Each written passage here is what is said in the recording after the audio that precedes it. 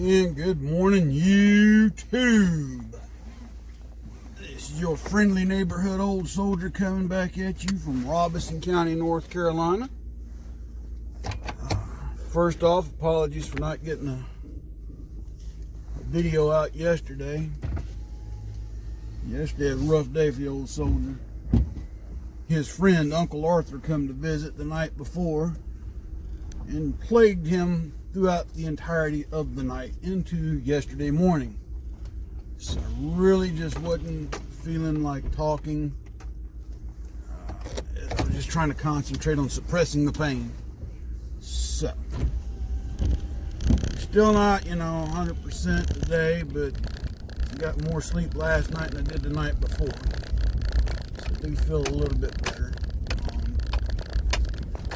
But anyhow, going into this Thursday, a lot to talk about, a lot of stuff going on.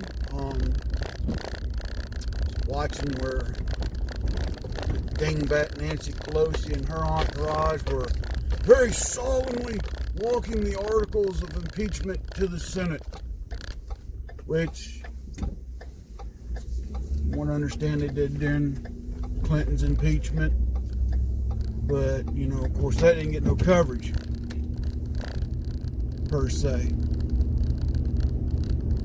But we see it here, and they're just all the lies they're telling, mistruths. That Jerry Nadler talking about if the Senate does this or does that, that dude needs to shut up and retire too. The whole impeachment process in the House was a sham. That'd been different. They really had something to go and charge the president with, but they didn't, and they don't. And the fact that they just continue to push this bullcrap agenda is just beyond me. Brighter news: Part 1 of the new trade agreement with China was signed, and there seems to be a lot of happy people in business and industry and agriculture about this one. And as long as China honors their end of it, I think it'll be a good deal for the United States.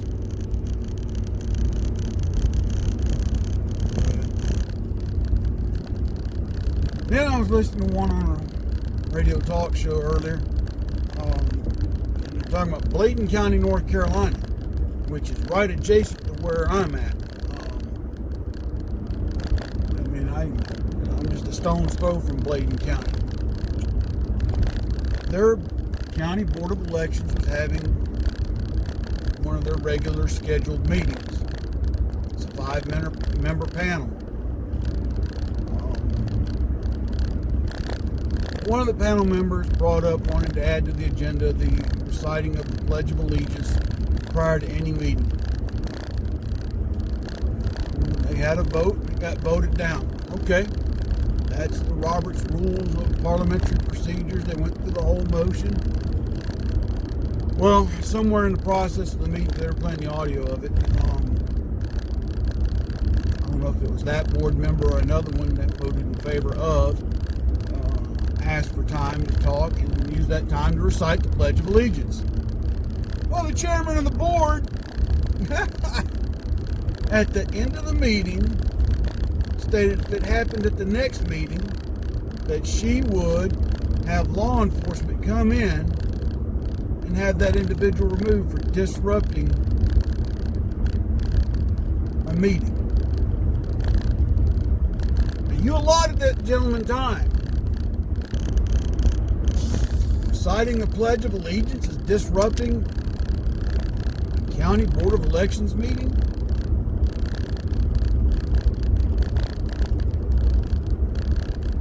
My God. And there's some other stuff going on in there about one individual that was in the meeting, not particularly a member of the board, but in the meeting that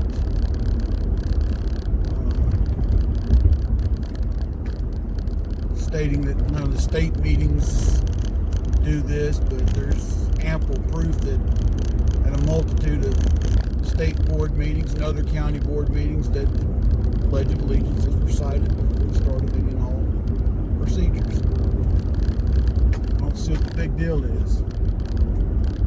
But Layton County, I guess, has some issues.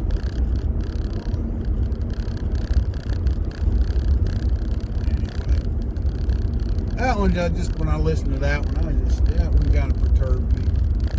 You're going to threaten, to use law enforcement at a county board of elections meeting because somebody got up and recited the Pledge of Allegiance during time of which that individual had been allotted to speak. That'd have been a different story if the individual got up and just randomly started reciting it or doing something else. That is a disruption. Or given that a lot of time they got up and started conducting personal attacks on members of the board. That is a disruption. Get up, turn around, and recite the Pledge of Allegiance. I'm sorry. I think later today I'm actually going to try and look up who the Layton County Board of Election members are to find out who the chairman is. I might decide to email her and give her my thoughts. Not that it really matters. Layton County has no impact on me as far as what their board meeting consists of, but I just think immature of her to even say something like that. But anyway,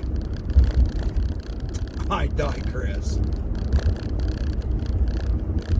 And funnier news, hot mic moment. Elizabeth Warren confronts her buddy Bernie Sanders. Did you just call me a liar on national TV? Whoa! Yeah, I think you did there, Elizabeth, and apparently you don't like the truth being told about you, so to you, Miss Elizabeth Warren, Mrs. Elizabeth Warren. And it's pretty sad you're getting dined out of all people, of all people, Bernie Sanders calling you out. Oh. And he basically just shot it back at her.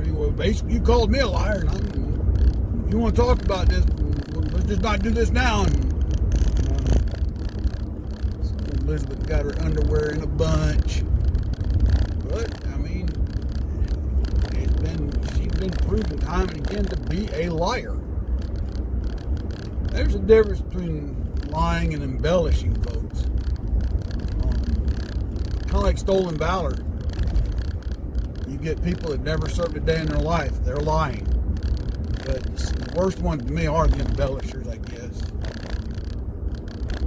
Who did serve but decide to make their records out to be more than what they truly did or accomplished. During my time in the Army, that's one thing I couldn't tolerate. Irritated me, if you will, was we got time to do your annual evaluation reports. People would embellish their achievements to look good on paper. And I used to get, I had my fair share of lectures on things like I don't know how they do it now, but you had your Raider section, you had your senior Raider section. Well, a lot of times your Raider would tell you, put all your stuff and accomplishments, achievements on here and I'll review it. Okay. There's problem one right there. Raiders not doing their actual job. And then give it back. Well, why didn't you put anything on the senior Raider? Well, one, I'm not the senior Raider. You're not the senior Raider. I'm not going to put a whole bunch of stuff down there that, let them do their job. And then, as a Raider, I'd recommend to the senior Raider what I thought. On a working copy, if you will, I would give it to them. But as far as their bullet comments that would have to go in there, I'd never put those in there. And I had one senior Raider, you need to put something in there. I said, well, you're the senior Raider. It's your job. So yeah, but anyway. But I've known guys that would,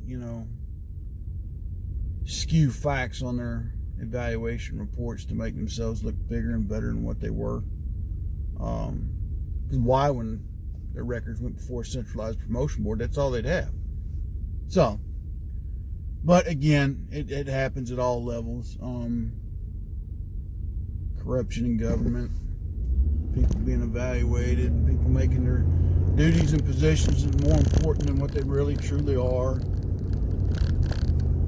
But I still think it's funny that Bernie Sanders basically implied that Elizabeth Warren's a liar, and she got her panties in a bunch, and she's all upset with him, blah, blah, blah, blah, blah. Oh, well. Elizabeth, get over yourself. You're not that important. But, yeah. So, thoughts and prayers to Australia. Even though they're getting some rains now, the devastation that has taken place there, and it's come to light that several of the fires were set by arsonists. That's what even makes it sadder, that somebody would intentionally and deliberately start a forest fire for whatever their purpose was. There are some rumors that, they were Islamist radicals. Infer from that what you will. It may be true. But just the fact that anybody would do that for just pure spite.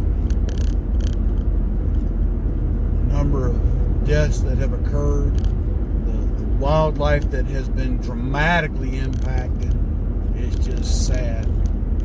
Okay. Australia's got some politics I don't necessarily agree with, but for the most part, the Australians that I have met personally in my life are good people. Hard-working people. They nor anybody else on their continent deserves this. It's just sad. And if you don't know anything about Australia, a lot of their forest and stuff like that is concentrated around their coastline. Because as you get further into the interior of the nation, it's more of a dry, arid type of environment, kind of like New Mexico, Arizona, things of that nature. So a lot of their lumber industry is centered near the coast. A lot of their forest, anything like I said, somewhat near the coastline, and their farming. A lot of people realize Australia's got a fairly large farming industry. Okay. So all this is going to have an impact not only on their environment, but it's going to have an extreme impact on their economy for years to come.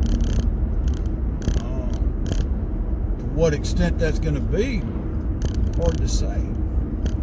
And for like myself, it's going to sound stupid, but it's true. I love the smell of eucalyptus. I really do. And where's the majority of the eucalyptus trees in the world grown? Australia. I'm not 100% sure where else in the world a eucalyptus tree can thrive. I'd have to go and look that up, but I know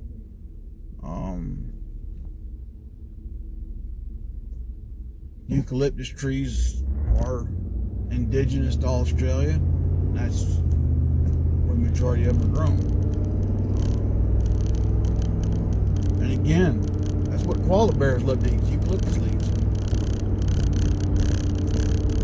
So, it's going to be hard to say what the long-term effect of this major wildfire in Australia is going to be. It breaks my heart. It really does.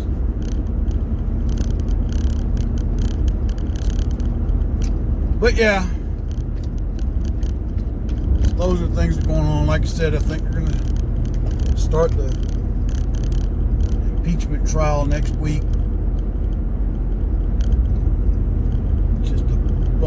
force mess. And I think the American voter is going to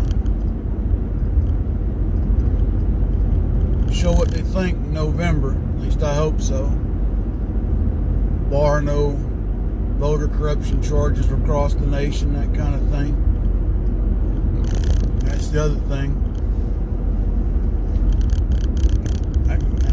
Part of me thinks that the election is going to be a landslide, and part of me thinks there's going to be some voter fraud and corruption of the nth degree like we've never seen before, with people voting illegally in districts that they're not supposed to vote in, people voting that aren't supposed to vote, that kind of thing. So, only time will tell. But, you know, there's a lot. What gets me about the mainstream media, they still refuse to cover what's the word I'm looking for?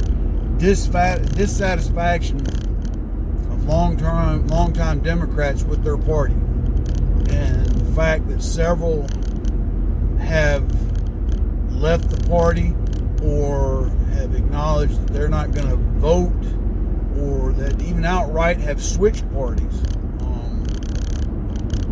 because of the lies and the malevolence of their own party and party leaders. But, you know, the mainstream media won't touch it. They won't come out and tell the truth that, hey, Democrats are losing members every day because of their actions, their thoughts, whatever the case may be.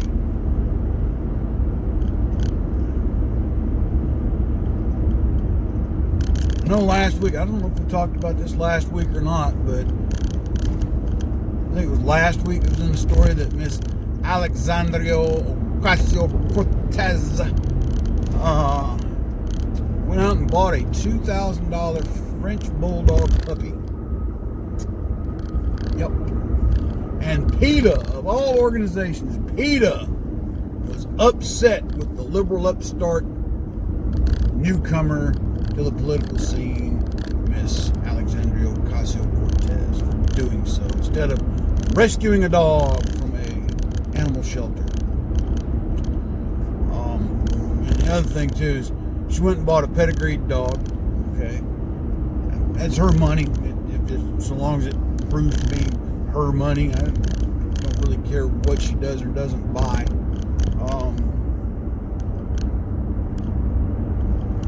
Stated it was going to be a people's dog, you know. Okay, whatever.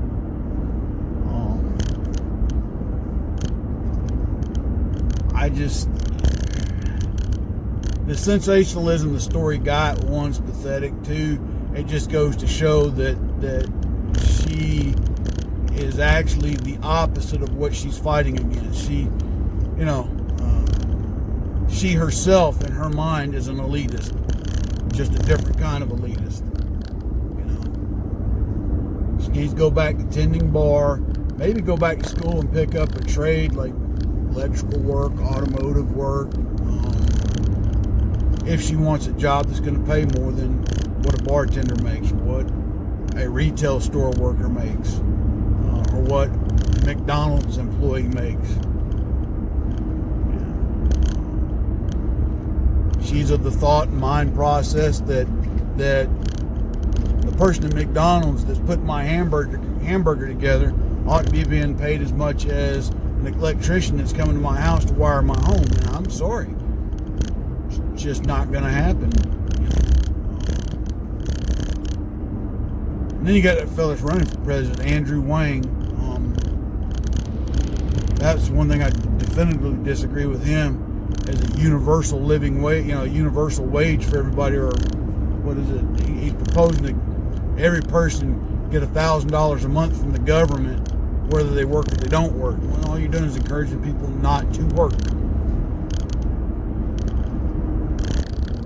Kind of like with the whole, let's make sure fast food workers and retail workers are making the same as skilled tradesmen. I disagree. Now, I'm not saying that you pay those people peanuts. No, you pay them for what they're worth. And that's what part of me is like, do away with the minimum wage and let people earn what they're worth.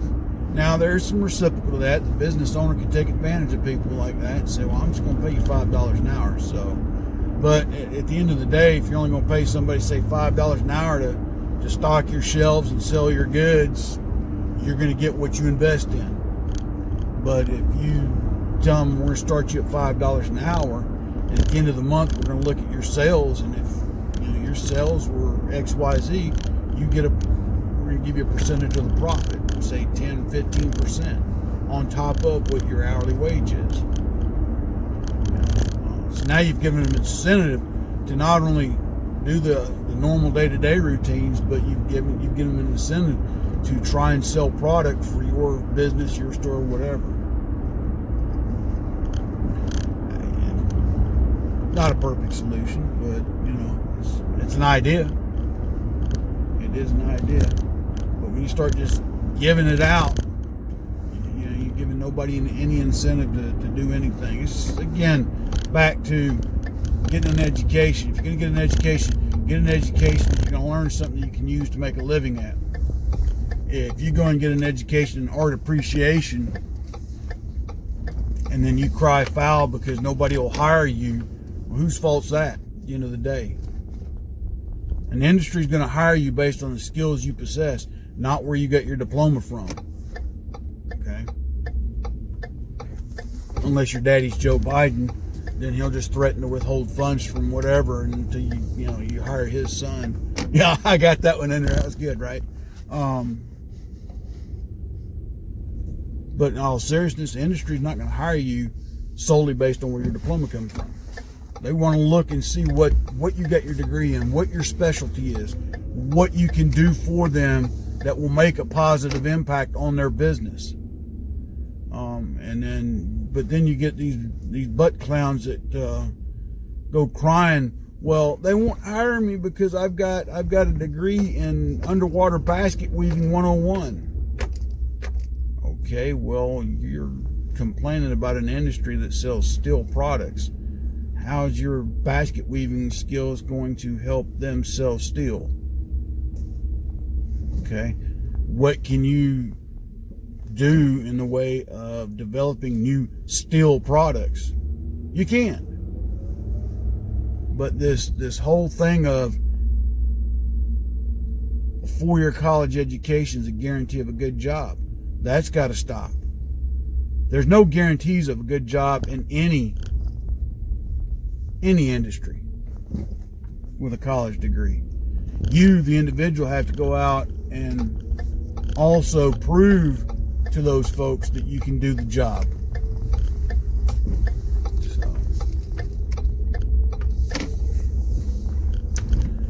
with that being said, folks, I'm going to bring this one to an end today. I've kind of ranted and raved and rambled on. Like I said, I'm still in some pain.